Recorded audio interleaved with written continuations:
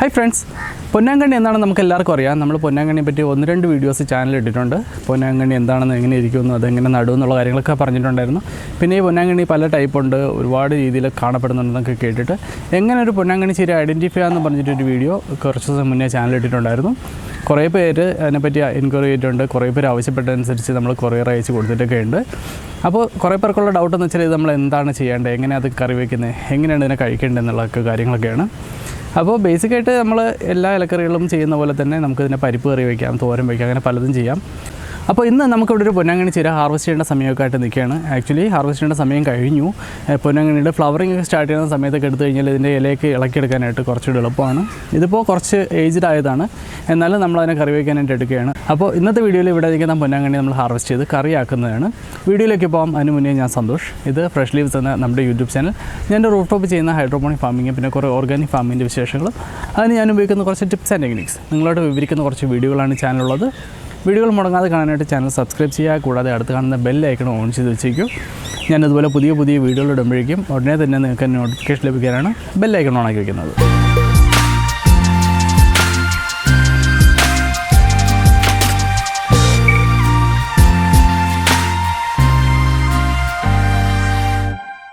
അപ്പോൾ ഈ കാണുന്ന പൊന്നാങ്കണ്ണി ചീര ഈ പൈപ്പിൽ തന്നെ നിൽക്കാൻ തുടങ്ങിയിട്ട് കുറേ കാലമായി. നമ്മുടെ മിൻറ്റ് സിസ്റ്റത്തിൻ്റെ കൂടെ ഇരിക്കുകയായിരുന്നു.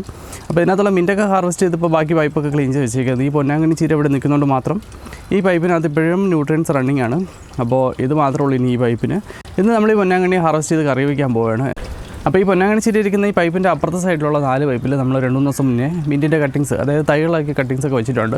ഇനിയിപ്പോൾ ഈ സൈഡിൽ ഇപ്പോൾ ഫ്രീ ആയിട്ടിരിക്കുകയാണ്. ഇതുകൂടെ മാറ്റി കഴിഞ്ഞിട്ട് നമ്മൾ ഇവിടെ ഈ മിൻറ്റിനാണ് വയ്ക്കാൻ പോകുന്നത്. അതിന് വേണ്ടിയിട്ട് തൈകളാക്കാനായിട്ട് ഇതായി കുറേ എണ്ണം കട്ടിങ്സൊക്കെ ആൾറെഡി റെഡിയാക്കി വെച്ചിട്ടുണ്ട്. ഇപ്പോൾ വേരൊക്കെ വന്ന് നല്ല ഭംഗിയായിട്ട് വന്നിട്ടുണ്ട്. അപ്പോൾ ഇനി ഈ സിസ്റ്റത്തിലേക്ക് തന്നെ വയ്ക്കാൻ പോവാണ്. അതിന് വേണ്ടിയിട്ട് എന്തായാലും പൊന്നാങ്കണ്ണി എടുത്ത് മാറ്റി കഴിഞ്ഞാൽ ഇതിനകത്ത് ബാക്കി മിൻറ്റ് വയ്ക്കാൻ പറ്റുള്ളൂ. അപ്പോൾ നമ്മളിന്ന് ഈ പൊന്നാങ്കണ്ണി വെട്ടിയെടുത്ത് കറിയാക്കാൻ പോവുകയാണ്. മീയും കൂടെ ഉണ്ടെന്ന് ഹെൽപ്പിന്. ഈ പൊന്നാങ്കണ്ണി വെച്ചിട്ട് എന്ത് കറി ഉണ്ടാക്കുന്നതെന്ന് മിക്കവാറും എല്ലാവർക്കും അറിയായിരിക്കും. എന്നാലും നമ്മളിന്ന് എന്താ ഉണ്ടാക്കുന്നതെന്ന് ഞാൻ നിങ്ങൾക്ക് കാണിച്ചു തരാം.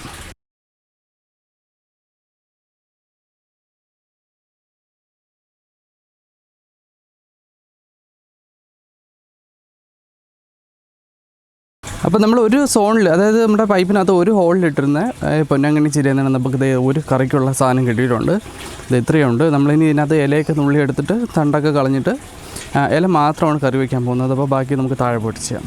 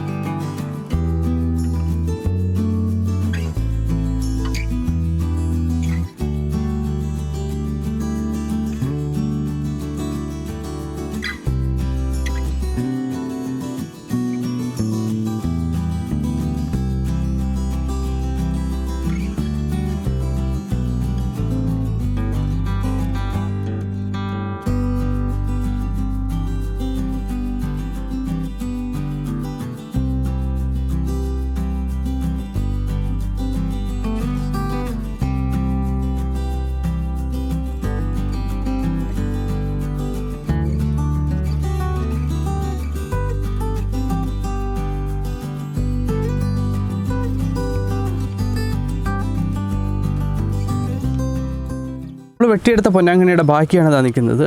അത്യാവശ്യം നല്ല തിക്കായിട്ട് തന്നെ അതിൻ്റെ തണ്ടുകളൊക്കെ നമ്മുടെ പൈപ്പിനകത്ത് വളർന്നിട്ടുണ്ട്. ഇനി ഇത് വെച്ചിരുന്നാൽ അതിൻ്റെ സൈഡിൽ നിന്നൊക്കെ പുതിയ തിളിർപ്പുകൾ വരും. എന്നാലും നമ്മുടെ സിസ്റ്റം ക്ലീൻ ചെയ്യുന്നുള്ളതുകൊണ്ട് ഞാനിത് കംപ്ലീറ്റ് ആയിട്ട് മാറ്റുകയാണ്. കുറച്ച് തൈകൾ ഈ മിൻറ്റിൻ്റെ കൂടെ തന്നെ 1-2 ഹോൾസിൽ വയ്ക്കുന്നുണ്ട് നമ്മുടെ വീട്ടിലെ ആവശ്യത്തിന് വേണ്ടിയിട്ട് എടുക്കാനായിട്ട്. ഇതല്ലാതെ നമ്മൾ അന്ന് ചെടിച്ചെടിയിൽ നട്ട, അതായത് മണ്ണിൽ നട്ട പൊന്നാങ്കണ്ണി ഇതാ ഈ സൈസിലായിട്ട് നിൽപ്പുണ്ട്. അതല്ലാതെ നിങ്ങൾക്ക് വേണ്ടിയിട്ട് കുറച്ച് പൊന്നാങ്കണ്ണി ഇതേ തയ്യാക്കാൻ വെച്ചിട്ടുണ്ട്. അപ്പോൾ ഇതൊരു 10-20 ദിവസത്തിനകത്ത് റെഡിയാവും. ആർക്കെങ്കിലും വേണമെന്നുണ്ടെങ്കിൽ വീഡിയോയിൽ നമ്പർ കൊടുത്തിട്ടുണ്ട്, എന്നെ ഒന്ന് വിളിക്കുകയോ വാട്സപ്പ് അയക്കുകയോ ചെയ്താൽ മതി. ഞാനിത് കൊറിയറായിട്ട് അയച്ചു തരാം. പൊന്നാങ്കണ്ണി കൂടാതെ ഇതേ കുറേ സ്ട്രോബെറിയുടെ തൈകൾ റെഡി ആയിട്ടുണ്ട്. അപ്പോൾ ഇതിൻ്റെ ആവശ്യക്കാരുണ്ടെങ്കിൽ എനിക്ക് ആ വീഡിയോ കാണുന്ന നമ്പറിലേക്ക് ഒരു വാട്സപ്പ് ഇടുകയോ ഒന്ന് വിളിക്കുകയോ ചെയ്താൽ മതി. ഞാനിതും കൊറിയറായിട്ട് അയച്ചു തരാം. അപ്പോൾ പൊന്നാങ്കണ്ണി ചീരയെ നമ്മൾ ഹാർവെസ്റ്റ് ചെയ്ത് ചെറിയൊരു കറിയാക്കി നമ്മുടെ ചോറിനൂടെ കഴിച്ചു. നല്ല ടേസ്റ്റ് ഉണ്ടായിരുന്നു. കുറച്ച് മുട്ടയും കൂടെ ഇടുന്നതെന്ന് വെച്ചാൽ ഈ ലീഫിൻ്റെ ഒരു ടേസ്റ്റ് മാറാൻ വേണ്ടിയിട്ടാണ്. നമ്മളിതുപോലെ മുരിങ്ങയിലൊക്കെ വയ്ക്കുമ്പോഴേക്കും മുട്ട കൂടെ ചേർക്കാറുണ്ട്. മുട്ട ചേർക്കാൻ ഇഷ്ടമല്ലാത്ത ആൾക്കാർക്ക് അതില്ലാതെയും ചെയ്യാം. നല്ല ടേസ്റ്റാണ്. സാധാരണ ചീര പോലെ കുഴഞ്ഞു പോകത്തൊന്നുമില്ല, കുറച്ചിങ്ങനെ ക്രിസ്പി, അങ്ങനെയാണ് അതിൻ്റെ നേച്ചർ. ലീഫിൻ്റെ ഒരു പച്ച ഇലയുടെ ടേസ്റ്റൊന്നും വരത്തില്ല. അത്യാവശ്യം നല്ല ടേസ്റ്റ് തന്നെയാണ്. അപ്പോൾ നിങ്ങൾ വേണമെങ്കിൽ ഇതുപോലെ ഒന്ന് ട്രൈ ചെയ്ത് നോക്കുക. ഇതല്ലാതെ നമുക്ക് വേണമെങ്കിൽ ഇത് വെച്ചിട്ടുള്ള പരിപ്പ് കറിയൊക്കെ ഉണ്ടാക്കാം. അപ്പോൾ അതൊക്കെ നമ്മൾ ചെയ്യുന്ന സമയത്ത് വീഡിയോ ആയിട്ട് ഞാൻ ചാനലിടാം. അപ്പോൾ അങ്ങനെ ഒരു കറി ഉണ്ടാക്കുമ്പോഴേക്കും അതിൻ്റെ റെസിപ്പി നിങ്ങൾക്ക് വേണമെങ്കിൽ ഞാൻ ഇതുപോലൊരു വീഡിയോ ചെയ്ത് ചാനലിടാം. ഇത് കൂടാതെ വേറെ എന്തെങ്കിലും രീതിയിൽ ഈ ഇലക്കറി നമുക്ക് കഴിക്കാൻ പറ്റുന്ന രീതിയിൽ പാചകം ചെയ്യാൻ പറ്റുമെന്ന് അറിയുകയാണെങ്കിൽ അതിനെപ്പറ്റിയുള്ള ഡീറ്റെയിൽസൊക്കെ ഞാൻ ഈ ചാനലിൽ വീഡിയോകളായിട്ട് ഇടാം. അപ്പോൾ ഇതുപോലുള്ള പുതിയ പുതിയ ടെക്നിക്സും കൂടുതൽ കൃഷി വിശേഷങ്ങളും ഞാൻ വീണ്ടും വരാം. So stay tuned.